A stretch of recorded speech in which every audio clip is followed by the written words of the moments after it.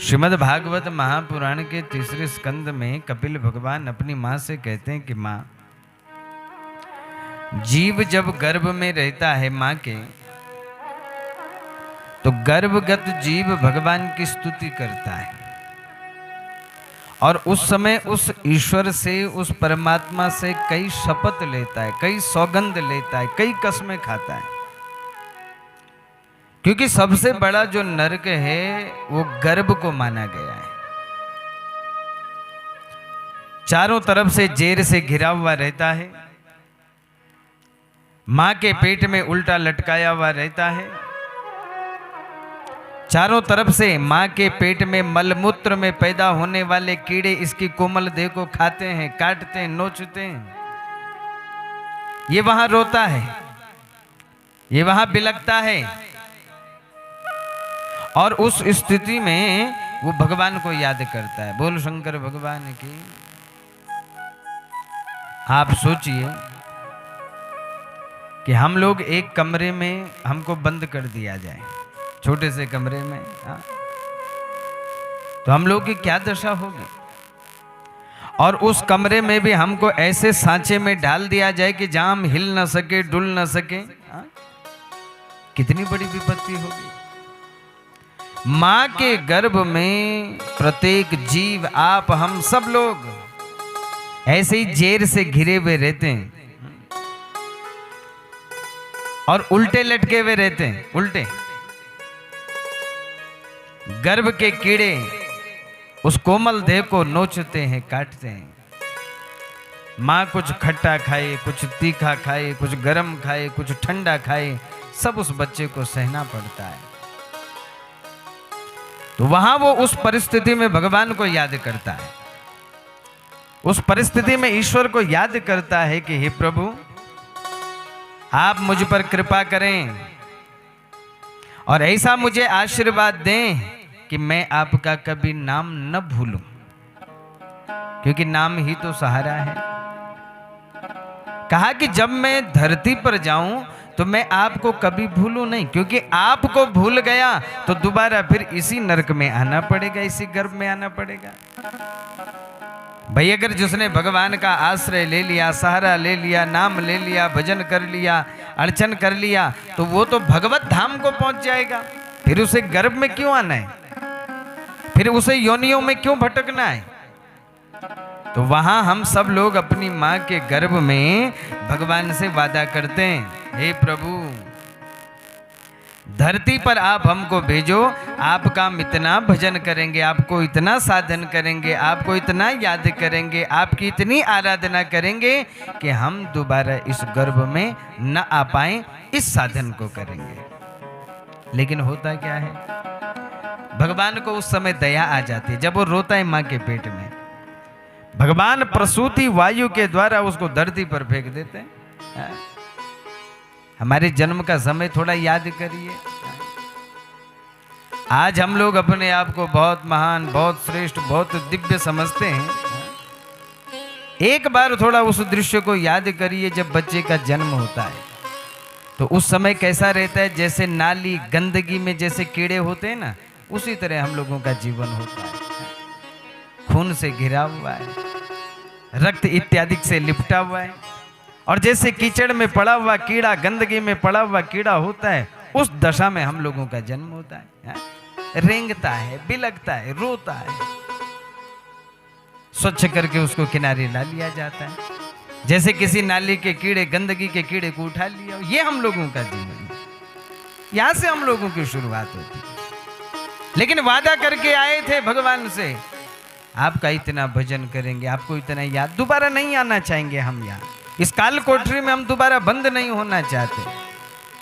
लेकिन गीता में भगवान कहते हैं कि आप कितनी कसमें खा लो, धरती में भगवान की माया इतनी बलवती है कि भैया बड़े बड़े विद्वान इससे मोहित हो जाते हैं। देवी ये सा गुणमयी मम माया दुरत्यजा।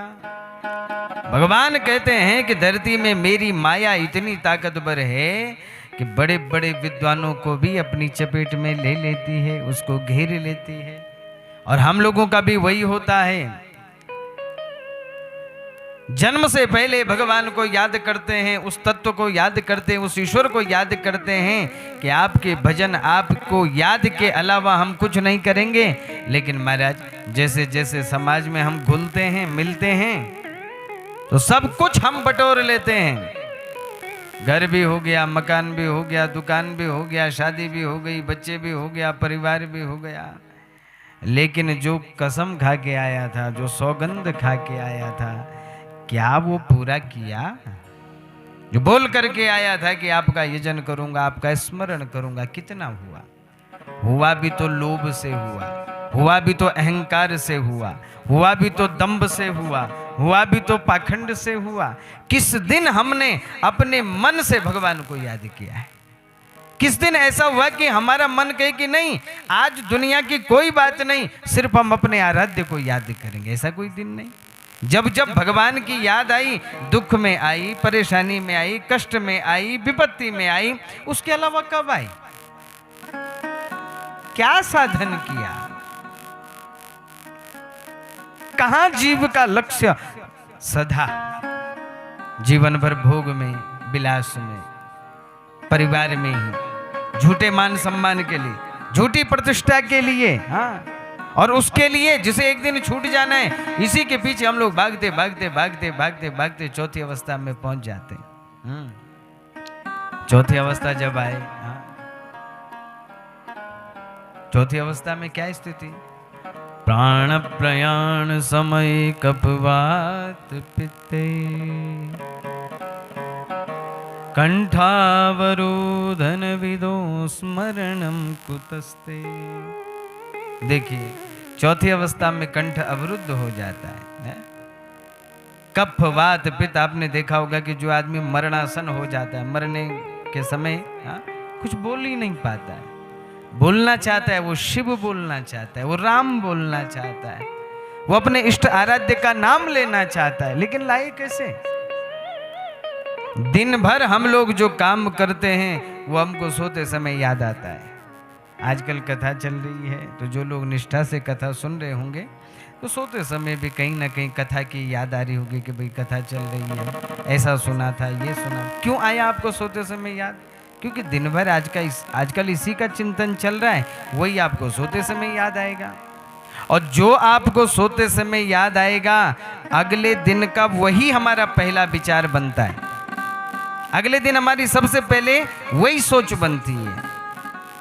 आप अपनी घड़ी में अलार्म लगा करके सोइए कि सुबह 5 बजे उठना है, और 5 बजे उठ करके गाड़ी पकड़ करके हमको श्रीनगर जाना है या हमको किसी दूसरे स्टेशन पर जाना है। जैसे ही आपका अलार्म बजेगा, आप सबसे पहले सोचोगे कहीं ज़्यादा टाइम तो नहीं हुआ, हमको गाड़ी पकड़नी थी। ऐसा आपके दिमाग में पहला विचार क्यों आया? क्योंकि सोते समय आप यही सोच करके सोए थे, इसलिए सुबह सबसे पहले वही ध्यान आया कि कहीं हमारा समय तो नहीं हो गया।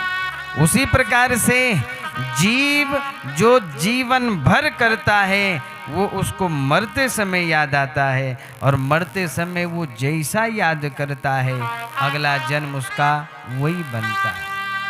अंते यामति सागते, मरते समय जो जैसा चिंतन करेगा, अगला जन्म वही।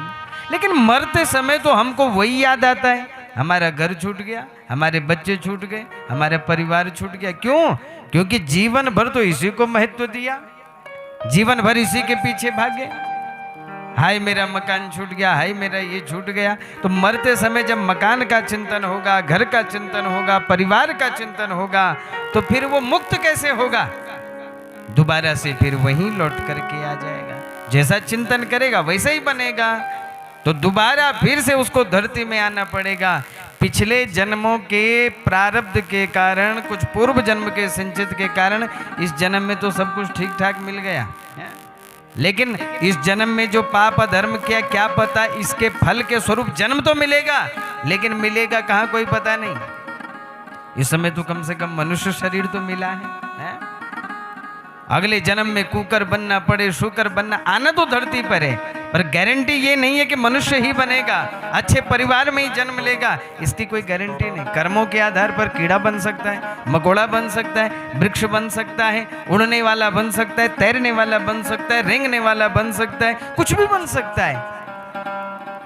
हाँ, पर इतना कन्फर्म है कि आना उसको धरती पर है।